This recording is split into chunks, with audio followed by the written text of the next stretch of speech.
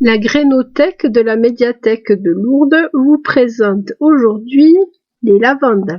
Alors c'est parti, c'est tout chaud, c'est Radio Graino. Tout le monde connaît le parfum de la lavande. Il est très utilisé, en particulier pour parfumer le linge, que ce soit sous forme de lessive, d'assouplissant ou encore de petits sachets de lavande glissés dans les armoires. C'est un parfum que l'on trouve aussi dans les produits d'entretien et on va même jusqu'à parfumer le papier toilette avec. Donc c'est vous dire que son usage est universel. Alors bien sûr, ne nous berçons pas d'illusions, le parfum qui est couramment utilisé dans l'industrie est forcément synthétique. Mais il semblerait que ce soit un parfum qui est extrêmement à la mode en France, vu qu'avec la Bulgarie, elles produisent quasiment la totalité de toute l'huile essentielle de lavande qui est faite dans le monde. Alors, nous avons l'habitude sur les étiquettes de voir ces beaux champs violets. Il existe aussi des tableaux que l'on peut rapporter de vacances ou des illustrations dans les magazines. Mais ces champs, en fait, n'existent pas depuis si longtemps que ça. La culture systématique de la lavande a débuté en 1930 dans le Quercy. Elle y a connu des beaux jours jusque dans les années 70 et puis un lent déclin jusqu'à une reprise dans les années 2000 à l'initiative de cultivateurs locaux. Et c'est, ma foi, une culture qui tend à se développer. Pour ce qui est de l'autre lieu emblématique de la culture de la lavande, il s'agit de la région de Grasse, bien connue pour ses parfums. Alors là, les cultures ont commencé dans les années 50. Pendant longtemps, la France a été le premier producteur mondial d'huile essentielle de lavande. Malheureusement, l'arrivée d'une bactérie a frappé les cultures dans les années 2005 à 2010, et c'est à ce moment-là que la Bulgarie a pris la première place dans la production mondiale. Alors, comment ça se fait qu'il y ait eu autant de dégâts? Cela vient du fait que la lavande, qui est le plus couramment cultivée, est en fait un hybride. Et à ce titre, elle ne peut être reproduite que par bouturage. Et donc, toutes les lavandes ont le même patrimoine génétique dans le même champ, ce qui fait que la bactérie ne rencontre pas de résistance, puisque tous les sujets sont identiques. Pourquoi cultiver des hybrides, me direz-vous? Eh bien, il s'agit en fait de variétés qui sont extrêmement productives au niveau des huiles essentielles et c'est la raison pour laquelle on a fait ce choix. La lavande hybride que l'on nomme le lavandin est une lavande de grande taille avec des épis qui sont souvent multiples. Il y a un épi principal qui est long et plus bas il y a souvent deux petits épis portés par des petites tiges latérales. Alors qui sont les parents de ce lavandin? Eh bien il s'agit de la lavande vraie dont l'autre nom est angustifolia, ça veut dire à feuilles étroites. C'est une lavande d'altitude que l'on trouve sur les versants montagnards ensoleillés, de 700 à 1800 mètres d'altitude. Alors bien sûr vous n'allez pas trouver les lavandes dans la neige, il s'agit de massifs montagneux secs. Pour ce qui est de l'autre parent de la lavande, c'est une lavande de plaine, c'est la lavande aspic, qui tient son nom des propriétés que l'on a données longtemps à la lavande quant au traitement des piqûres de vipères. La lavande aspic se trouve sur le pourtour du bassin méditerranéen de 0 à 600 mètres d'altitude et on l'appelle aussi lavande latifolia. La lavande dont le parfum est le plus réputé est la lavande vraie. Malheureusement, son rendement n'est que de 15 kg à l'hectare et vu qu'elle se plaît en montagne, en plus sa culture se complique du fait de l'altitude et des pentes. Pour ce qui est du lavandin, donc la lavande issue du croisement de la lavande vraie et de la lavande aspic, les rendements peuvent monter jusqu'à 80 kg d'huile essentielle à l'hectare en zone sèche de montagne et jusqu'à 180 kg à l'hectare cultivé en plaine. Son parfum est intéressant, mais il est légèrement plus camphré que celui de la lavande vraie. On réservera l'usage de la lavande vraie à la parfumerie de luxe, en particulier pour fabriquer des eaux de toilette pour hommes, la lavande étant très peu utilisée pour fabriquer des parfums pour femmes. En jardinerie, on vous proposera très souvent soit de la lavande vraie, sur l'étiquette vous verrez Lavandula angustifolia, ou alors du lavandin qui vous sera présenté sous le nom de lavande intermédiaire, Lavandula intermedia. Si elle est en fleurs, il sera facile de les distinguer. La lavande vraie a des épis beaucoup plus courts. Elle est en général plus menue et de plus petite taille. Et elle ne comporte qu'un seul épi sur la même tige. La lavande intermédiaire ou lavandin va être de plus grosse taille. Les feuilles en particulier vont être importantes. Et sur le même épi, vous aurez souvent 3 fleurs. Une grande principale avec un épi long et puis 2 petites placées plus bas. Pour le lavandin, l'étiquetage est rarement précis. Ce sont souvent les lavandes en promotion qui ne portent pas d'étiquette particulière. Et comme je vous l'ai déjà dit, on les reconnaît surtout à leurs grosses feuilles longues et bien larges. Elles sont a priori plus solides que les lavandes vraies, qui ont des besoins en drainage plus importants. Mais les lavandes intermédiaires, donc les lavandins, sont destinées à devenir beaucoup plus grandes. Et c'est souvent avec ces lavandes-là qu'on a des problèmes de bois, c'est-à-dire qu'elles montent, et que si on ne les taille pas extrêmement sévèrement, on se retrouve avec un arbuste tout biscornu, un peu noirâtre et avec quelques toupets de feuilles argentées placées au bout. Si on propose surtout ces 2 lavandes, c'est parce qu'elles sont quand même adaptées à de nombreuses conditions de culture, ce qui n'est pas le cas de la lavande aspic, qui est vraiment spécialisée pour les basses altitudes et le pourtour méditerranéen. Les couleurs que l'on trouvera le plus fréquemment, c'est bien sûr ce que l'on appelle le bleu lavande, qui en fait est un bleu violet, plus ou moins intense, mais vous pourrez trouver également des lavandes blanches ou roses. Pour me renseigner un peu, je suis allée sur le catalogue des pépinières Philippi à Metz dans l'Hérault. Monsieur Philippi a écrit des ouvrages sur les plantes en terrain sec et c'est la spécialité de sa pépinière. Et donc le chapitre lavande est bien fourni. C'est là qu'on apprend par exemple que la lavande fait partie des plantes qui pratiquent l'allélopathie. Alors qu'est-ce que c'est que l'allélopathie? Ça vient de allélos, réciproque, pathos, souffrance, et ce sont des plantes, surtout des plantes méditerranéennes d'ailleurs, qui pour défendre leur territoire sont capables d'injecter dans le sol des substances qui vont faire que les autres plantes ont beaucoup de mal à s'installer, la germination en particulier devient difficile. Alors dans ce catalogue, je suis allée un petit peu fouiner et c'est à titre indicatif que je vous dis ça. J'ai sélectionné quelques cultivars, donc dans les lavandes blanches, une qui a l'air intéressante, c'est la lavande intermédiaire blanche, donc Lavandula intermedia alba, floraison précoce et très longue. Je l'ai vue en photo par ailleurs et elle est particulièrement belle. Dans les lavandes foncées, alors oui, ça c'est une particularité de ce catalogue, on vous présente aussi les lavandes classées suivant leur couleur et avec bleu clair, bleu moyen, bleu foncé. Dans les bleus foncés, une dont j'ai entendu parler à de nombreuses reprises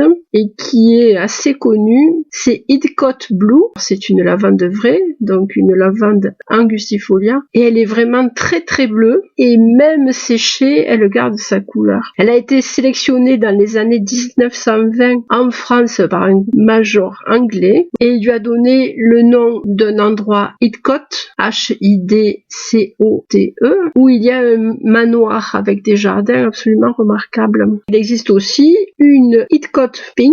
Là, on reste dans des tailles raisonnables puisque ce sont des lavandes vraies. Et un des petits gabarits qui sera peut-être intéressant d'inviter dans le jardin, c'est Mumstead, M-U-U-N-S-T-E-A-D,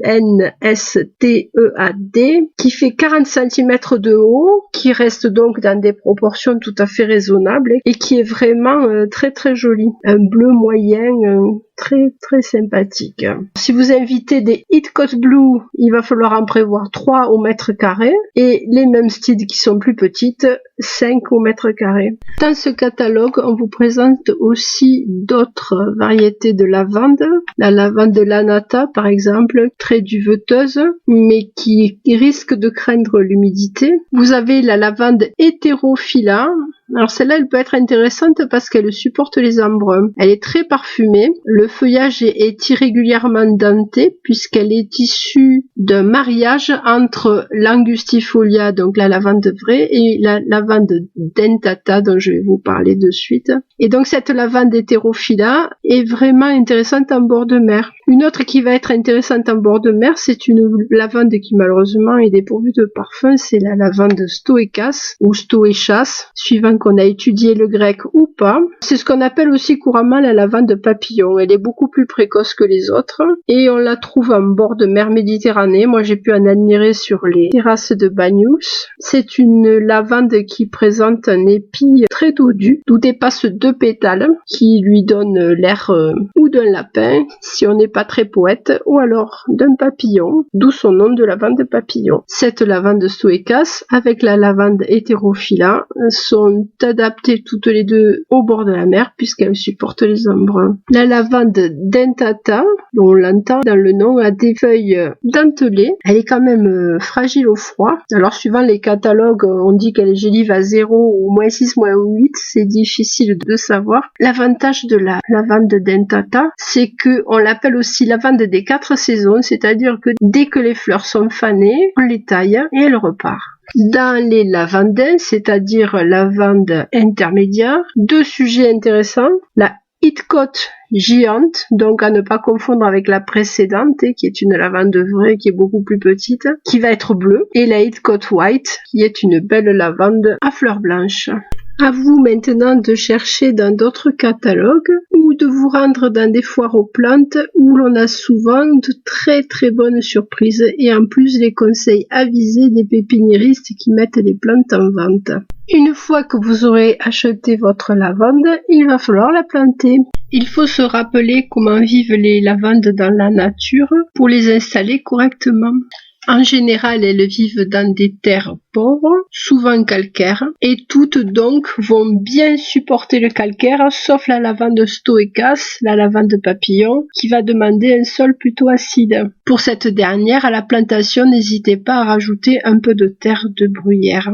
Dans la nature, en surface, la lavande installe ses racines dans un paillis de cailloux mélangés à peu de terre. Cela est dû au lessivage des pluies torrentielles qui peuvent se produire dans le midi. Donc cela va aussi vous donner des indications pour l'arrosage. La lavande, une fois installée, au bout d'1 an, n'a plus besoin d'intervention. Et pensez quand vous l'arrosez à épargner le feuillage qui craint énormément l'humidité. Dans la nature, les lavandes sont soumises souvent à des vents violents qui sèchent le feuillage. La lavande avec son feutrage gris n'est pas équipée pour supporter des arrosages quotidiens. Ce que l'on observe quand elle est soumise à trop d'humidité, c'est le pourrissement des feuilles qui deviennent noires, soit parce que à la base on a laissé pousser des grosses touffes d'herbe, soit parce qu'on intervient trop souvent avec des arrosages. Donc si vous ne voulez pas que votre lavande se déplume par le bas et pousse trop vite, ce qui lui fera perdre son beau port arrondi, il va falloir que vous imitiez la nature. D'abord, une terre pas trop riche. Si vous n'avez à offrir à votre lavande qu'une terre noire style potager, il va falloir l'appauvrir. Soit en ajoutant du sable grossier ou des petits cailloux, soit si vous êtes perfectionniste, en la mélangeant avec un mélange de terre pour cacter qui va l'appauvrir. Attention, si vous avez une terre argileuse, un sable fin mélangé à une terre argileuse donne vite quelque chose qui ressemble à du ciment. Pensez à ajouter plutôt des éléments de gros calibre ainsi qu'un peu de terre végétale. Il faut reprendre l'idée du paillage de cailloux en surface. Cela aura 2 fonctions. Évacuer rapidement l'humidité et servir de réflecteur sous la plante, ce qui permettra aux feuilles du dessous de recevoir un peu de lumière. Les couleurs claires du coup vont être préférées, le paillage en schiste ne renvoyant aucune lumière et faisant monter excessivement les températures. En allant sur YouTube, j'ai vu 2 démonstrations de plantation de lavande, une qui proposait de noyer le trou d'arrosage et l'autre qui recommandait de ne pas le faire. Je serais plutôt d'accord avec le deuxième avis, une lavande n'est pas un nénuphar. À la plantation de plantes d'origine méditerranéenne, je préfère toujours reporter l'arrosage au jour suivant ou 2 jours après, surtout si j'y suis intervenue sur le chignon de la plante pour démêler un peu les racines entortillées au fond du pot. Là, on parlait bien entendu de plantation en pleine terre. Dès que vous creusez, vous trouvez un peu d'humidité. Si par contre vous plantez en pot, il n'est pas question d'abandonner la lavande dans un terreau sec. Si vous achetez du terreau spécialement pour cette plantation, je vous conseillerais de vous orienter vers les mélanges spéciales plantes méditerranéennes. Sur ce genre de sac, on voit des lauriers roses, des agrumes, mais c'est le genre de terre qui va tout à fait convenir aux lavandes et vers lequel il faudra s'orienter si dans votre jardin vous n'avez que de la terre acide et légère, car ces mélanges contiennent des particules d'argile qui vont garder l'humidité entre 2 arrosages. Pour la plantation en pot, on préférera une poterie en terre qui va permettre l'évaporation des excédents d'humidité, donc pas vernissée. Au fond, un bon drainage, de la terre, genre terre pour plantes méditerranéennes, et en surface, soit un paillis de petits cailloux ou de sable grossier, ça c'est quelque chose que l'on peut trouver dans le rayon aquarium des jardineries, soit une fine couche de paillis de lin qui est de couleur claire et qui va bien renvoyer la lumière. N'oubliez pas d'espacer les arrosages et d'humidifier le feuillage le moins possible. Une autre façon de bien réussir les lavandes, c'est de les tailler sévèrement. 2 périodes pour tailler la lavande, avril et août, c'est facile, ce sont des mois en A. La première, c'est avant la formation des fleurs, et même si les fleurs ont commencé à se former, en épointant les tiges, vous allez obtenir plusieurs épis au lieu d'un seul. Et la deuxième période en août, après la floraison, va vous permettre de redescendre sur le feuillage, et toujours pareil, de faire entrer de la lumière à l'intérieur de la touffe.